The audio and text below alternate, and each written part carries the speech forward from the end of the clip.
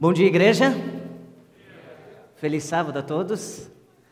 Privilégio e honra estar aqui diante de toda a igreja nessa manhã para juntos buscarmos a presença de Deus, estarmos assim em comunidade e termos o toque da benevolência divina.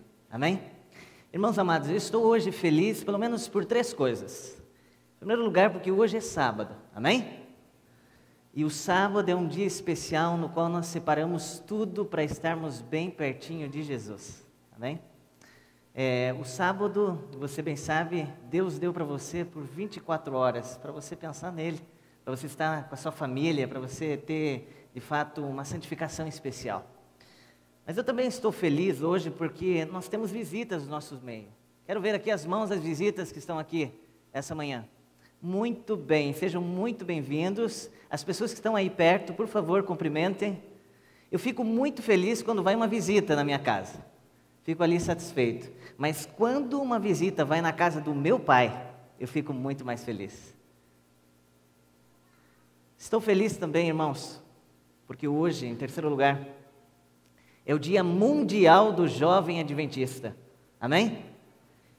Mas eu confesso a vocês que estou triste por uma coisa, porque hoje as mulheres não estão aqui. Então, estou pregando somente para homens hoje aqui. É possível que algumas mulheres estejam aqui. A ideia é que nós estamos tendo uma programação lá embaixo, especificamente para as mulheres. Então, as que estão aqui, vocês são bem-vindas aqui. É importante vocês estarem aqui, mas eu acho que seria muito melhor se vocês estiverem nessa programação especial. Beleza? Tá? Beleza? Seria legal isso. Amigos, o meu tópico hoje, o título do meu sermão, entendendo que hoje é o Dia Mundial do Jovem Adventista, pare para pensar que hoje todas as igrejas adventistas em todo o mundo estão celebrando o Dia Mundial do Jovem. Privilégio é ser jovem. Eu penso que desde os 18 até mesmo os 99 anos, somos jovens. Amém? Sim ou não? Amém? Deus seja louvado. Amém, irmã? Deus seja louvado por isso. Quero que antes de nós adentrarmos o oceano da Bíblia, eu possa orar uma vez mais com você, tá? Pedindo a bênção de Deus. Feche os seus olhos. Eu queria que você agora se concentrasse de verdade para que a gente possa adentrar o oceano da Bíblia. Querido e eterno Deus, nós te agradecemos tanto, Senhor, por esta hora que temos de estarmos aqui para estudarmos coisas lindas concernentes ao reino dos céus. Querido Deus, o Senhor é rico em misericórdia. O Senhor sabe que algumas pessoas que, quem sabe, estão aqui, algumas delas não tiveram uma semana muito agradável, outras enfrentaram problemas muito difíceis. Eu quero te pedir, em nome de Jesus Cristo, que o Senhor abrace a cada pessoa. Que o Senhor envolva com os teus braços fraternos e carinhosos de amor, e possamos sair daqui diferente da maneira que entramos nesta manhã. Por favor, que o teu toque possa ser profundo no nosso coração. Mostra o teu rosto através da tua palavra nesta manhã. Em Cristo Jesus, oramos. Amém. Irmãos, o título desta manhã é A Voz da Experiência. Vamos ver aqui se está funcionando isso aqui. Muito bem. Talvez aqui os irmãos já ouviram falar da história de Alexandre o Grande. O Alexandre o Grande, o nome dele não era Alexandre o Grande. O nome dele era Alexandre Magno. Mas, pastor, por que foi colocado esse, digamos assim, esse codinome ou esse apelido Alexandre o Grande? A história diz que ele era um grande conquistador, um poderoso jovem que era fervoroso em tudo que fazia. É curioso porque ele, em qualquer lugar que você vai assim, vê uma estatueta dele, a maioria das vezes você vê ele sentado nesse cavalo. E é curioso isso. E eu tive a curiosidade de pesquisar um pouquinho a vida desse homem, desse jovem, e quis perceber, ou quem sabe estudar um pouco, por que ele foi taxado o grande. E é curioso, analisando um pouco, estudando um pouco a história dele, a gente percebe que durante a juventude dele, ele foi orientado pelo filósofo Aristóteles, desde os 16 anos. Ali ele esteve aos pés de Aristóteles. ele foi orientado por ele, foi guiado por ele, e ele se tornou um grande, porque estava sempre ouvindo uma voz especial, a voz da experiência. E Aristóteles era um camarada bastante experiente em diversos assuntos. Lembre-se que ele foi grande também, porque ele derrubou o rei persa, o rei Dario, muito conhecido ali na profecia bíblica. E ele também detonou os medos e os persas. Isso é fantástico. Mas há uma coisa também que me chama de maneira forte a atenção. Vocês estão vendo aqui que ele domou o famoso cavalo bucéfalo. Que nome estranho, pastor? De fato, bem estranho, eu achei curiosa essa história. E ele, como um jovem, ofereceram para o seu pai ali, Luís II, ou melhor dizendo, Felipe II, ofereceram para ele esse cavalo bonito de raça. E era um cavalão assim, de uma imponência poderosa. Mas ao mesmo tempo, esse cavalo, com a sua imponência, ele tinha de arisco. Ele era arisco, ninguém conseguia montar nesse cavalo. Ele disse assim, é fácil. Ele colocou o cavalo, porque ele percebeu, analisando ali, que ninguém conseguia montar. Mas ele subiu ali um determinado local e pôde perceber que aquele cavalo tinha medo da sombra, a sua própria sombra. Então ele disse assim, é bem fácil. Colocou o cavalo diante assim do sol e montou o cavalo, tranquilamente, e saiu galopando com o bicho, com aquela fera tremenda, que as pessoas tinham medo. Mas ele ouviu, ele cresceu aos pés de muitos sábios. Então ele se tornou também um grande sábio. E ele foi chamado o Grande por essas e por outras razões. Mas sabe de uma coisa? Tem mais. Uma das coisas que também me chama a atenção de Alexandre o Grande é porque ele, note aqui, ele aperfeiçoou o exército macedônico. Talvez vocês já ouviram falar que ele, além de conquistador, ele era um baita guerreiro. E note, o que é isso aqui, irmãos? É um exército, certo? Conhecido mais especificamente como falange. Até tem aqui no inário, falange destemida. Lembra daquele hino? Sim ou não? Olha aí. Trata-se de um bloco massivo de soldados de 16 colunas com 16 homens em cada. Eram 16 homens, ele organizou de tal maneira os seus soldados que de fato era imbatível. Todos os outros exércitos eram derrotados por ele. É curioso porque ele colocou de tal maneira os escudos e lanças daqueles homens, organizou 6 metros de comprimento tinha uma lança, feitas de corniço, uma madeira tão dura e densa que sequer flutuava e se colocaria sobre as águas. Muitas outras coisas o fez Alexandre o Grande. Eu coloquei algumas delas aqui para você. Mas é curioso, irmãos, que antes de Alexandre o Grande morrer, depois de ter contemplado tantas coisas, de ser um homem assim altamente capaz, inteligente, cheio de conhecimento, no momento da sua morte, ali um pouco antes da sua morte, ele fez 3 pedidos.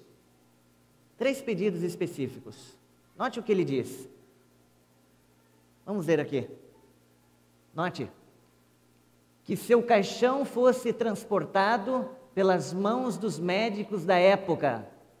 Número 2, que fosse espalhado no caminho até seu túmulo os seus tesouros, conquistados como prata, ouro, pedras preciosas. E número 3, que suas 2 mãos fossem deixadas balançando no ar, fora do caixão à vista de todos. E analisando, estudando um pouco a história, o que aconteceu que esse homem era um homem altamente capaz, forte, o grande, taxado por todos. Agora, no momento da sua morte, ele faz 3 pedidos, no mínimo estranhos, sim ou não, igreja? Altamente estranhos. E um dos seus generais perguntou para ele assim, olha Alexandre, por que você fez esses pedidos estranhos? Eu sei que você está aí na beira da morte, mas por quê?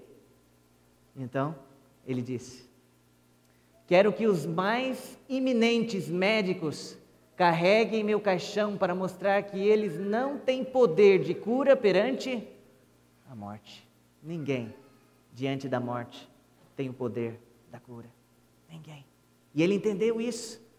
Mas parece que precisou acontecer algumas coisas na vida dele para que a voz da experiência, ele pudesse agora então dizer assim: agora eu entendo um pouco melhor. Mas sem mais, ele disse: quero que o chão seja coberto pelos meus tesouros, para que as pessoas possam ver que os bens materiais aqui conquistados, aqui permanecem.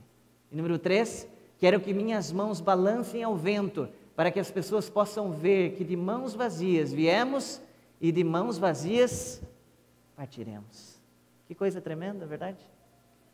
Um homem capaz, taxado grande, e agora, no momento da sua aflição ali, ele de fato fez 3 pedidos curiosos, no mínimo intrigantes.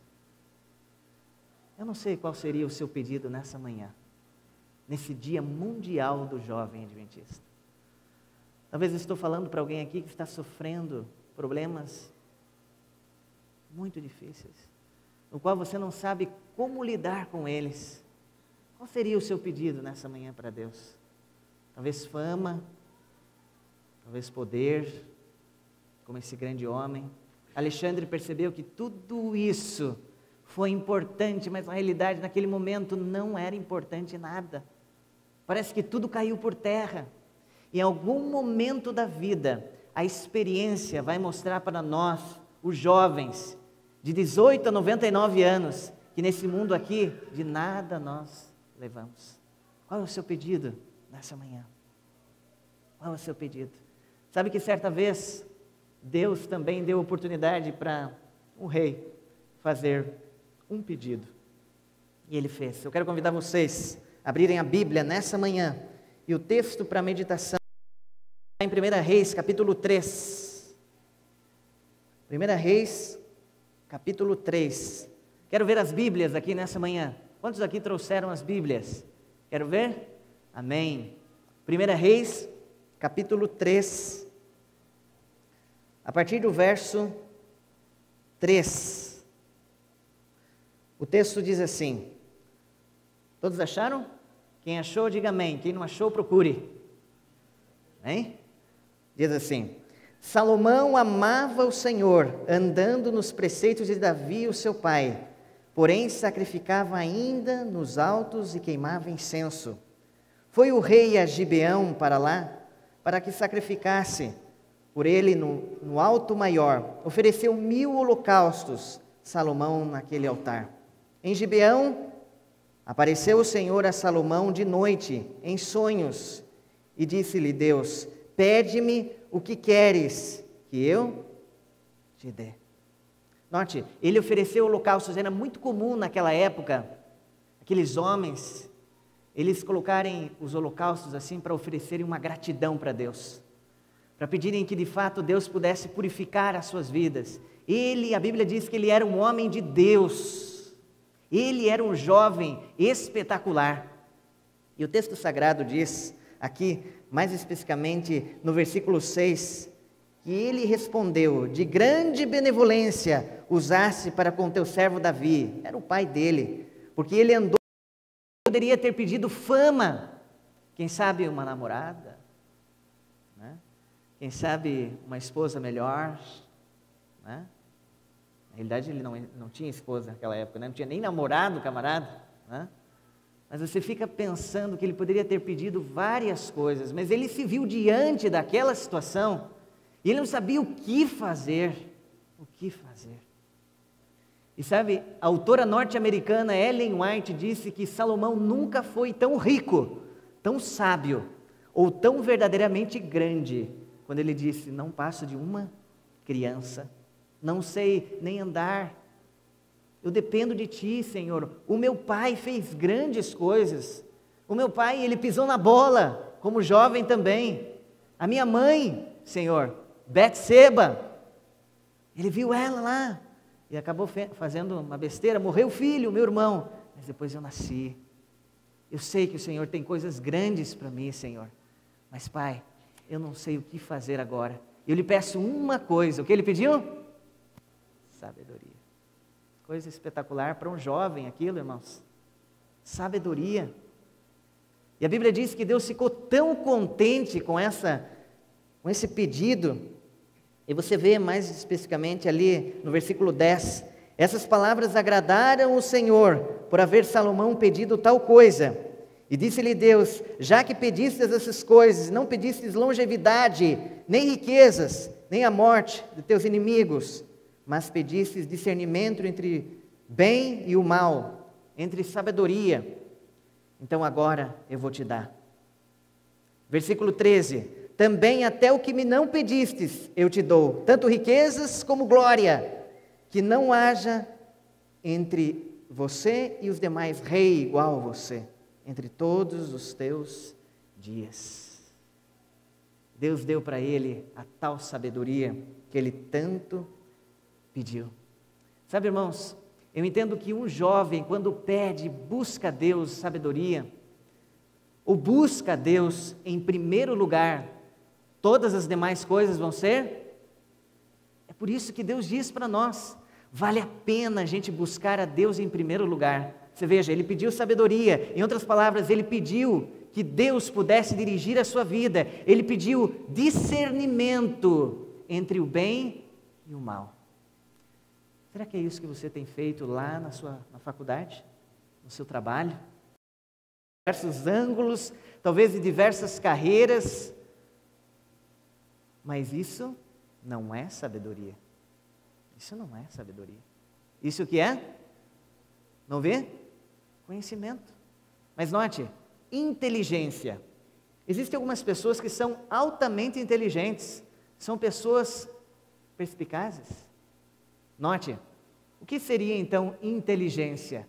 Inteligência é a facilidade de entender as coisas. Eu me lembro quando eu estava na escola, tinha gente que às vezes a professora explicava coisas assim, muito difíceis, e eles na hora olhavam assim, mas isso é fácil, é assim, pá. Eu dizia assim, mas não é tão fácil não. Eram altamente inteligentes, eles tinham facilidade para lidar com as situações ali, e eles tinham facilidade para entender essas coisas também. Mas é diferente de sabedoria, isso não é sabedoria. Note o que diz, o que é sabedoria. Sabedoria é a capacidade de colocar em prática o conhecimento que possuímos e que nós entendemos. Era isso que Salomão pediu naquela manhã para Deus. Ele, cheio do Espírito Santo, diz assim, olha, eu sou um rei que cresci aqui com diversas vantagens, com conhecimento vasto. Talvez, do ponto de vista ali daquela ocasião, ele era um homem, um jovem inteligente. Mas ele pediu sabedoria, capacidade para que pudesse colocar em prática o conhecimento daquilo que é terror. Significa pelo menos 3 coisas: amar, obedecer e respeitar. Ele tinha muito claro isso. Mas ele ainda escreveu mais sobre isso, está ali em Provérbios, só virar a página aí. Provérbios 8, verso 13. Por gentileza, acompanhe com o pastor. Provérbios 8, verso 13. O temor do Senhor consiste em fazer o que, igreja? Em aborrecer o mal, a soberba, a arrogância e o mau caminho. E aqui Salomão aprendeu grandes coisas, assim como talvez você cresceu na igreja, talvez, ou quem sabe estou falando para alguém agora que está vindo para a igreja agora, está conhecendo desse temor, esse respeito, essa reverência, e está com aquele primeiro amor com Deus. Mas saiba, Deus disse para ele que a sua sabedoria era condicional. Note comigo o que diz 1 Reis capítulo 3. Capítulo 3, verso 14. Note que curioso o que Deus disse para ele lá. Esta era a condição: se andares nos meus caminhos e guardardes os meus estatutos e os meus mandamentos, como andou Davi, o teu pai, prolongarei os teus dias. Esta foi a promessa que Deus fez ali a esse homem cheio do Espírito Santo. Eu coloco uma condição: se você andar, se você guardar isso no coração, se você praticar, eu vou prolongar os teus dias. Como é que eu entendo isso, pastor? É como se você estiver debaixo do guarda-chuva da proteção de Deus. De fato, quando você sai do guarda-chuva da proteção de Deus, aí então os dias não vão ser prolongados. Do ponto de vista bíblico e espiritual, era isso. É curioso, igreja, quem sabe se nós parássemos por aqui a história, seria fantástico a história dele. Era um rei tremendo. Se você, por exemplo, vai aqui a Provérbios, ou melhor dizendo, 1 Reis capítulo 4, verso 29, você vê a sabedoria desse rei, desse jovem. Quem sabe estou falando para alguém aqui, para um jovem, ou talvez até mesmo para um adulto, que não sabe como lidar com as coisas da vida. Aprenda com Salomão, aos pés desse rei. 1 Reis capítulo 4, verso 29, Deus deu também a Salomão sabedoria, grandíssimo entendimento e larga inteligência, como a areia que está na praia do mar. Versículo 31, era mais sábio do que todos os homens, do que Etã, Israíta, do que Emã, Calcol. Quem que eram esses nomes aqui, pastor? Esses aqui eram grandes líderes da música daquele então. E você percebe no verso 31 que ele discorreu sobre todas as plantas. Note a sabedoria dele. Desde o cedro que está no Líbano, você imagina? Quem sabe um botânico? Aqui você percebe também que ele discorreu a respeito dos animais, das aves, dos répteis e dos peixes, um zoólogo, quem sabe? E agora no versículo 34, de todos os povos vinha gente ouvir a sabedoria de Salomão, e também enviados de todos os reis da terra que tinham ouvido da sua sabedoria. Será que as pessoas lá na faculdade, quem sabe lá no seu trabalho, elas podem ver alguém diferente? Você? Deus te deu a capacidade de você fazer a diferença. Ele colocou o presente nas suas mãos. Como é que você abre esse presente? Como é que você se mostra, no bom sentido da coisa, ali para as pessoas? Irmãos amados, se nós terminássemos aqui, talvez seria fantástico. Mas a história diz que houve uma segunda etapa da vida de Salomão. E a Bíblia diz que lentamente Salomão, o homem mais sábio, se converteu no homem mais tolo da face da terra. Duas coisas levaram Salomão à queda. Duas coisas. Primeira delas, primeira razão, está no capítulo 10, verso 14. Acompanhem comigo. Primeira razão que levou esse homem, esse jovem fervoroso a ir lentamente caindo. Será que isso pode acontecer com a gente? O que vocês acham? Pode, sem dúvida. Temos que estar atentos. 1 Reis, capítulo 10, verso 14. O peso do ouro que se trazia a Salomão cada ano era de 666 talentos de ouro, além dos que do que entrava dos vendedores e dos tráficos dos negociantes, e de todos os reis da Arábia e dos governantes da terra. Ali veio a rainha de Sabá, Versículo 16, fez o rei Salomão 200 pavês de ouro batido, 600 ciclos de ouro, mandou pesar cada um aos seus pavês. Versículo 17, fez também 300 escudos de ouro. E aí vai a história, irmãos. Mas aqui, você percebe que ele tinha esquecido um princípio. Ele começou a negociar de tal maneira com o mundo, e ele esqueceu algumas coisas bastante significativas que nós, jovens, não podemos esquecer. E é o que está lá em Deuteronômio, capítulo 8, verso 17. Ali diz, não digas, pois, no teu coração, a minha força e o poder do meu braço me adquiriram essas riquezas. Antes, te lembrarás do Senhor, teu Deus, porque é Ele que dá forças para adquirirdes riquezas, para confirmar a sua aliança, que sob juramento prometeu aos teus pais, como hoje se vês. Salomão, paulatinamente, ele esqueceu esse princípio que o seu pai tinham ensinado. Ele começou a pensar apenas e tão somente nele, no seu reino. Ele esqueceu que a sabedoria que Deus tinha dado para ele, que as riquezas que Deus tinha dado para ele, tudo era de Deus. Deus estava colocando ele para ser um mordomo ali. Mas ele tinha esquecido isso. Lição para nós, irmãos. Quando nós entendemos que tudo que nós temos é de Deus, por exemplo, essa gravata aqui não é minha, é de Deus. Eu vou cuidar melhor dela. Quando eu percebo que esse terno aqui não é meu, é de Deus, eu vou cuidar melhor dele, do seu carro, até mesmo da sua esposa, Você vai cuidar melhor dela, porque você vai entender que ela não é sua, é Deus que deu esse presente para você. Ele começou a esquecer isso, irmãos. Eis a primeira razão que fez Salomão cair e se estatelar no chão, qual foi? As riquezas, o amor ao dinheiro. Não há pecado algum nisso. O problema é que ele começou a amar o dinheiro mais do que qualquer coisa. Lição para nós, cuide com isso, igreja. Mas há uma segunda razão.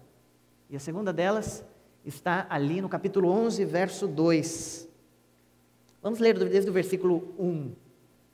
Ora, capítulo 11, verso 1. Ora, além das filhas de Faraó, amou Salomão muitas mulheres estrangeiras, moabitas, amonitas, edonitas, sidônias e etéias, mulheres das nações que havia o Senhor dito dos filhos de Israel: não caseis com elas, nem casem elas convosco.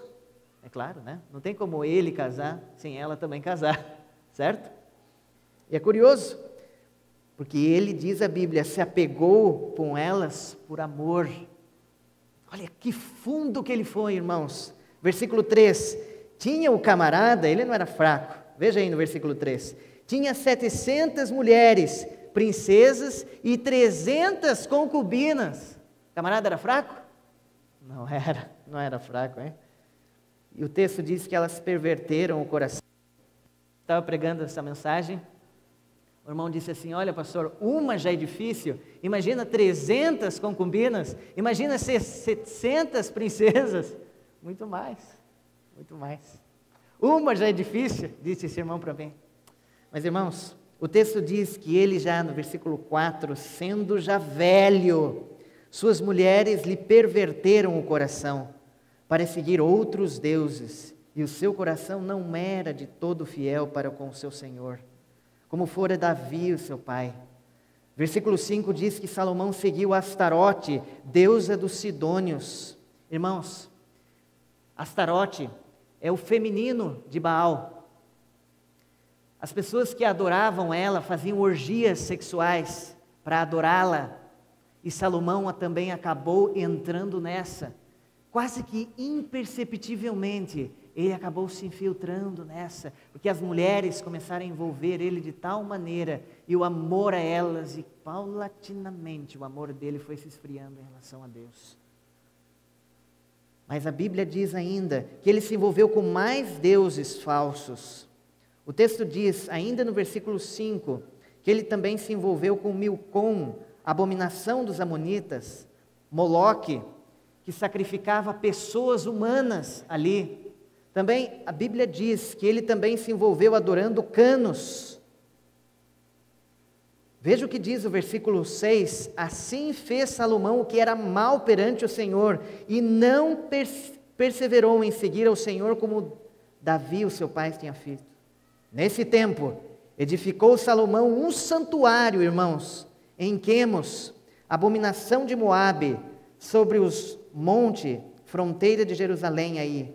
E olha o que ele fez, verso 8, assim fez para com todas as suas mulheres estrangeiras, as quais queimavam incenso e sacrificavam aos seus deuses. Ele chegou até a tal ponto de pegar as suas crianças e sacrificar, as crianças do seu povo e sacrificar. Ele foi tão fundo, irmãos, um homem conhecido como um homem mais sábio, um dos jovens mais sábios, não houve igual ele naquele então, mas aquele homem sábio se tornou o mais tolo de toda a terra. Será que isso pode acontecer com a gente, se nós não tivermos em conta algumas coisas? Sim ou não? Ele esqueceu o princípio do que está ali. Acompanhe comigo em Deuteronômio capítulo 17. Deuteronômio capítulo 17. Por isso a importância de nós trazermos a Bíblia, de a gente estudar a Bíblia todos os dias, irmãos. De a gente termos enlaçado dentro do nosso coração esses versículos. Deuteronômio 17, verso 19 diz: E o terá consigo e lerá todos os dias da sua vida, para que aprenda, ao que mesmo? A temer ao Senhor seu Deus, com o objetivo de guardar todas as palavras desta lei, desses estatutos, para que ele pudesse cumprir. O objetivo dele, de um rei, quando se assentava no trono, era que ele deveria copiar a lei, a instrução todos os dias da sua vida, para que ele pudesse aprender. Porque um rei também tinha que aprender, um príncipe também tinha que aprender. Lição para nós. Nós também precisamos aprender a temer a Deus. Precisamos ter ali uma comunhão diária com Deus, forte com Deus. Mas sabe, irmãos, olha o que a autora norte-americana diz sobre Salomão. Eu quero ler para vocês. Tão gradual foi a apostasia de Salomão, que antes que dela se advertisse, tinha se afastado de Deus, quase que imperceptivelmente, note igreja, começar a confiar cada vez menos na divina guia e bênção, e a pôr a confiança em sua própria força. Pouco a pouco deixou de prestar a Deus aquela obediência retilínea que no passado ele tinha, que devia fazer a Israel um povo diferente, um povo peculiar, e conformou-se cada vez mais, intimamente, aos costumes das nações ao redor. Rendeu-se às tentações resultantes de seu sucesso e honra a posição. Ele esqueceu a fonte de sua prosperidade. Ele esqueceu a fonte, subiu na cabeça dele. Será que isso pode acontecer com a gente? Em algum momento da vida nós podemos ser tentados a isso. Mas tem mais, tem muito mais, quem sabe a gente poderia ver isso. Ellen White, a autora norte-americana, ela é bem detalhista referente a isso, e eu achei algo muito mais interessante. Note que ela diz: depois de haver sido um dos maiores reis que já se empunharam o cetro, Salomão tornou-se um libertino, instrumento e escravo de outros. Seu caráter, outrora nobre e viril, tornou-se o quê? Debilitado e até mesmo efeminado. Sua fé no Deus vivo foi suplementada por dúvidas ateístas, e a incredulidade mareou a sua cabeça, a sua felicidade, e enfraqueceu-lhes os princípios e degradou-lhe a vida. A justiça, a magnanimidade dos primórdios do seu reinado transmudaram-se em despotismo e tirania. Que coisa triste que aconteceu com esse jovem. Ele tinha tudo para ser um grande rei, mas lamentavelmente ele se tornou um dos piores reis. Que coisa triste, irmãos. Será que isso pode acontecer com a gente? Pode. Mas note o que diz o livro de Eclesiastes. Aqui descreve a filosofia apartado de Deus. Livro de Eclesiastes, que também foi escrito por Salomão. Aqui Salomão escreveu já agora velho, viu? Velho já. A voz da experiência escreveu aqui. Versículo 10. Capítulo 2, verso 10. Tudo quanto desejaram os meus olhos, não lhes neguei, nem privei o coração de alegria alguma, pois eu me alegrava com todas as minhas fadigas, e isso era a recompensa de todas elas. Tudo que eu fazia, isso me satisfazia. Isso é puro mundo, irmãos. Tudo que ele queria, ele fazia. Mas note o que diz no versículo 11: considerei todas as obras que fizeram as minhas mãos, como também o trabalho que com as fadigas havia feito. Eis que tudo era vaidade e correr atrás do vento, e nenhum proveito havia debaixo do céu. A história diz que houve uma terceira etapa na vida de Salomão. Seria triste se terminasse aqui, né? Mas graças a Deus, Deus na sua rica misericórdia, A autora norte-americana Ellen White diz que ainda havia um lampejo de esperança, ainda havia uma luz para ele. E ele começou a lembrar de algumas coisas que foram ali, foram plantadas no seu coração. Quem sabe estou falando para alguém que está um pouco afastado de Deus. Vem à igreja, faz as suas atividades, mas não é tanto como no começo, como no princípio. Parece que falta alguma coisa. Estou falando para algum Salomão aqui na igreja, essa manhã. O texto sagrado diz que no versículo 12, ele começou a considerar aquilo velho já, irmãos, porque ele percebeu que tudo passa nessa vida. Eu me lembro quando eu tinha uns 13 anos, hoje eu já tenho 29 anos. Você, quem sabe que tem uns cabelos brancos, você pode ver, eu me lembro dos meus 13 anos, foi embora. Tudo passa, irmãos, e a vida de Salomão também passou. Mas graças a Deus que ele começou a considerar, versículo 12, ele começou a considerar a sabedoria, a examinar a loucura e a estultícia. Que fará o homem de seguir ao rei? O mesmo que outros já fizeram? Então vi, versículo 13, que a sabedoria é mais proveitosa do que a estultícia, quanto a luz traz mais proveito do que as trevas. Os olhos do sábio estão na sua cabeça, mas o estulto ainda em trevas está. Contudo, entendi que o mesmo lhe sucede a ambos. Deus, Ele permite acontecer algumas coisas, ali com os bons e os ruins. Quem sabe aqui eu estou respondendo alguma pergunta de alguém, mas por que acontece algumas desgraças para bons, e às vezes aqueles que são ruins, taxados de ruins, ainda continuam? Deus acaba permitindo isso, para que ele caia em si, para que caia a ficha. Graças a Deus que caiu a ficha aqui, para esse homem de Deus. Aqui no livro de Eclesiastes, descreve a filosofia dele. Ele começou a perceber, irmãos, que tudo era vaidade. O que é vaidade, pastor? Tudo era oco, tudo transitório, tudo ilusório, tudo imaginário. Tudo aqui nesse mundo passa.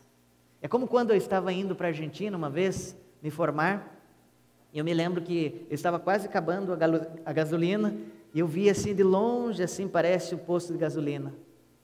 De longe vinha. Era uma miragem aquilo. E se a gente pudesse ver, assim, eu com a minha mãe, parece que ali tinha água. Já tiveram essa impressão quando vocês estão assim, um dia bem quente? Sim. Ele começou a perceber que tudo era vaidade. Quando chegava perto, parece que passava pelas suas mãos. Tudo passa muito rápido. Ele começou então a diferenciar, a contrastar a sabedoria com a tolice outra vez. E ele pôde então entender e então a compreender o amor profundo de Deus. Mas sabe, irmãos, o versículo 17 do capítulo 2 diz: pelo que aborreci a vida. Ele teve atitudes assim de suicídio também. Pois me foi penosa a obra que me se faz debaixo do sol. Sim, tudo é vaidade, é correr atrás do vento. Tente correr atrás do vento, ali. Quem sabe aqui fora, assim, quando tiver bastante gente, tente correr atrás do vento, assim. Tente pegar ele, assim. O que as pessoas vão achar que você é? Você é louco. Ele começou a entender que aquilo era uma loucura. Era como correr atrás do vento. Tinha sentido isso se não fosse buscar a sabedoria. Ele começou a considerar isso. E Deus começou outra vez a abençoá-lo. E aqui em Eclesiastes, capítulo 11, nós chegamos à parte final do nosso sermão. Capítulo 11, verso 9, diz assim: alegra-te, jovem, na tua juventude, e recreie o teu coração nos dias da tua mocidade. Ele ironicamente disse: anda pelos teus caminhos, que satisfazem o teu coração e agradam os teus olhos. Sabe, porém, que de todas essas coisas Deus lhe pedirá contas. Pode fazer o que você quiser, você é livre para fazer o que você quiser, mas lembre-se, aqui está a voz da experiência, dizendo, mas lembre-se, um dia você vai ter que dar conta disso. Não esqueça disso, filho. Eu estou gritando para você através dos séculos, através da Bíblia, dizendo para você, toma cuidado, não seja tolo do ponto de vista bíblico.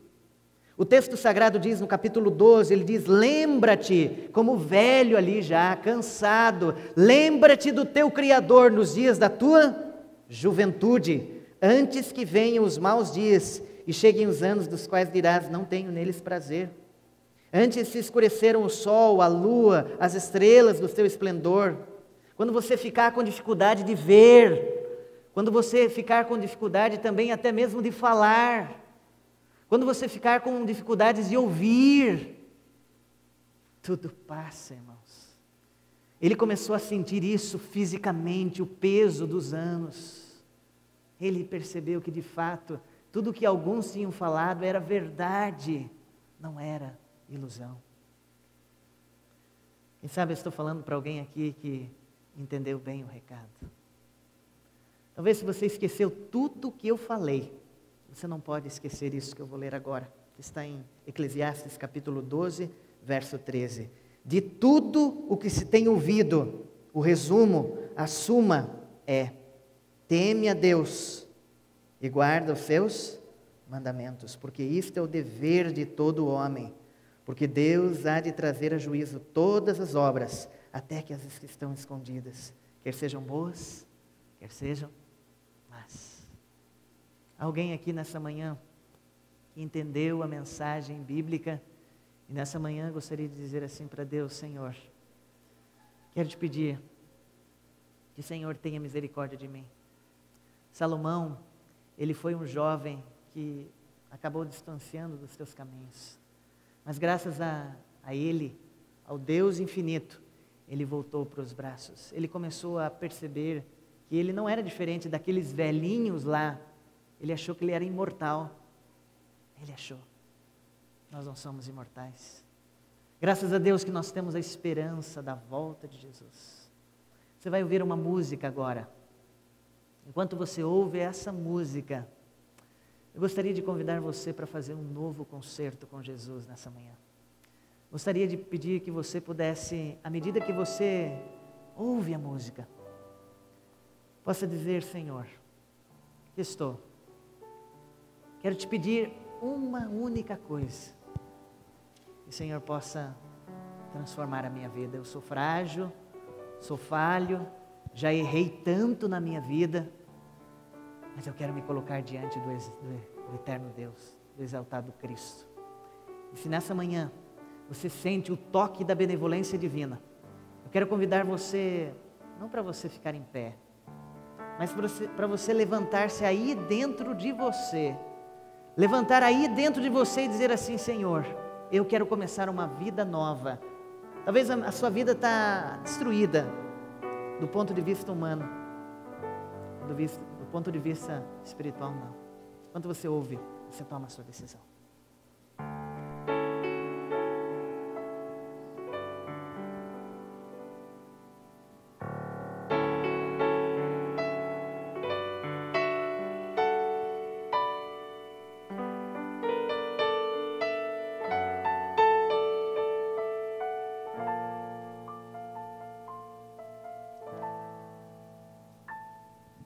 De todo o meu coração quero pedir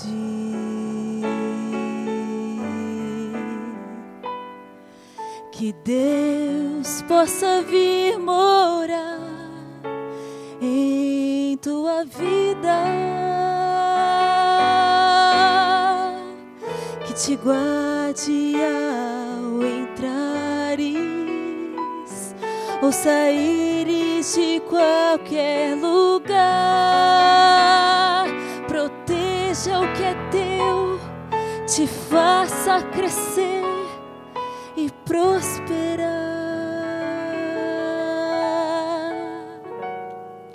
Que seja o teu viver só do Senhor. Que possas com tuas palavras falar de amor. Mas se peço pra Deus te guardar eu preciso também te dizer: permite que Deus transforme teu viver.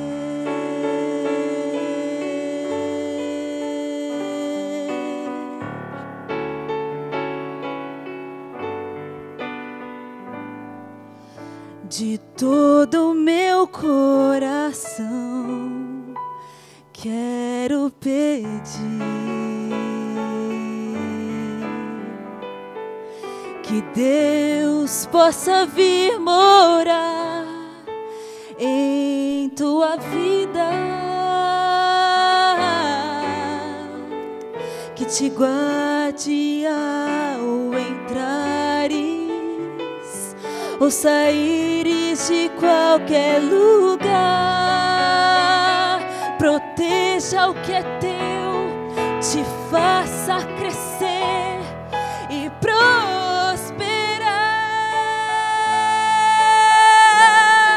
Que seja o teu viver só do Senhor. Que possas com tuas palavras falar de amar, mas se peço pra Deus te guardar, eu preciso também te dizer: permite que Deus transforme teu viver,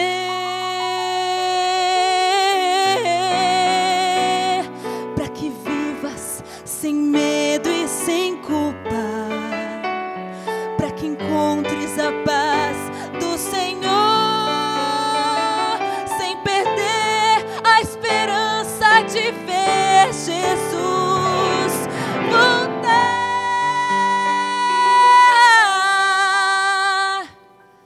Eu peço pra Deus te guardar, mas preciso também te dizer: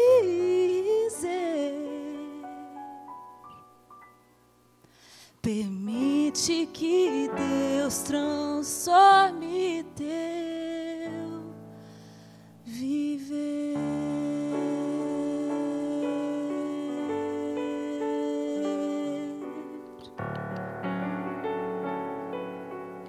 Senhor, eu não sei o que acontece em algum momento da nossa vida de nós duvidarmos do grande Deus. Eu não sei o que acontece que em algum momento da nossa vida a gente acaba se distanciando do Senhor. Mas isso acontece, Pai. Mas nós queremos pedir uma única coisa: que o Senhor transforme o nosso coração, que nós possamos dar mais ouvidos à Tua palavra e possamos sentir o toque da benevolência divina. Ó Senhor, nessa manhã, o Teu Espírito falou o nosso coração.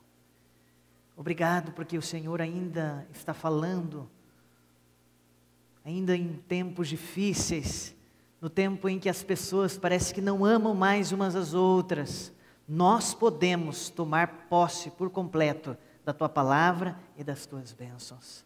Que Teu Espírito possa abençoar a cada um de nós, fortaleça cada um e prepare-nos a todos, sem exceção, para a volta de Jesus. Despede-nos com a Tua bênção, com a Tua paz, cada família representada, e nos ajuda sempre a sermos sábios, pois oramos agradecidos no nome de Jesus. Amém. Vamos cantar juntos, ao nos prepararmos para a saída? Em paz eu vou.